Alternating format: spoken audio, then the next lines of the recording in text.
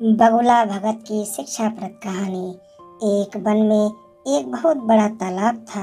हर प्रकार के जीवों के लिए उसमें भोजन सामग्री होने के कारण वहाँ नाना प्रकार के जीव, पक्षी, मछलियाँ, कछुए और केकड़े आदि वास करते थे। पास में ही बगुला रहता था, जिसे परिश्रम करना बिल्कुल अच्छा नहीं लगता था। उसकी आंखें भी कुछ कमजोर थीं। मछलियाँ पकड़ने के लिए तो मेहनत करनी पड़ती है, जो उसे खलती थी, इसलिए आलस्य के मारे वह प्राय भूखा ही रहता था। एक टांग पर खड़ा यही सोचता रहता कि क्या उपाय किया जाए कि बिना हाथ पैर हिलाए रोज भोजन मिल सके। एक दिन उसे एक उपाय सूझा तो वह उसे आजमाने बैठ गया। बगुला तालाब किनारे खड़ा हो गया और लगा आंखों से आंसू बहाने।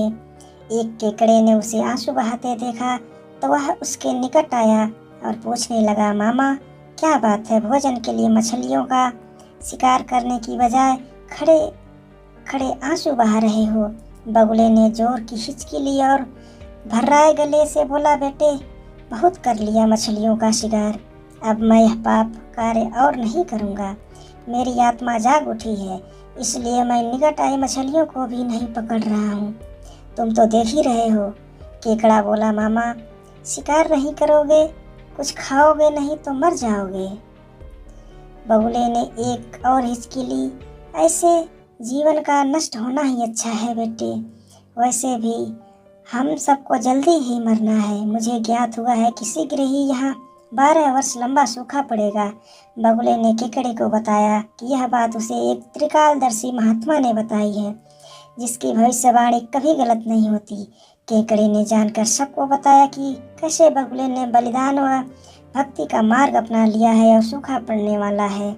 उस तालाब के सारे जीव, मछलियाँ, कछुए, केकड़े, बत्तख व सारस आदि दौड़े दौड़े बगुले के पास आए और बोले, भगत मामा अब तुम ही हमें कोई बचाव का रास्ता बताओ, अपन यक लड़ाओ, तुम तो महाज्ञानी बन ही गए हो। बगुले ने कुछ सोच समझकर बताया कि वहाँ से कुछ कोस दूर एक जलाशय है, जिसमें पहाड़ी झरना बहकर गिरता है, वह कभी नहीं सूखता। यदि जलाशय के सब जीव वहाँ चले जाएं तो बचाव हो सकता है। अब समस्या यह थी कि वहाँ तक जाए कैसे जाए। बगुले ने यह समस्या भी सुलझा दी कि मैं तुम्हें एक एक कर अपनी पीठ पर बैठाकर वहाँ तक पहुँचाऊँगा, क्योंकि अब मेरा सारा शेष जीवन दूसरों की सेवा करने में गुजरेगा। सभी जीवों ने गदगद होकर बगुला भगत जी की जय के नारे लगाए। अब बगुला भगत के पाँव 12 हो गई।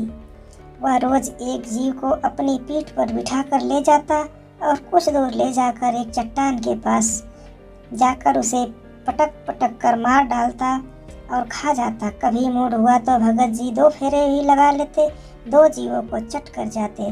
तालाब में जानवरों की संख्या घटने लगी। चट्टान के पास मरे जीवों की हड्डियों का ढेर बढ़ने लगा। भगत जी की सेहत बनने लगी। खा खा कर वह खूब मोटे हो गए। मुंह पर लाली आ गई और पंख चर्बी के तेज से चमकने लगे। उन्हें देखकर दूसरे जीव कहते, देखो दूसरों की सेवा का फल और पुण्य भगत जी की शरीर को लग रहा है।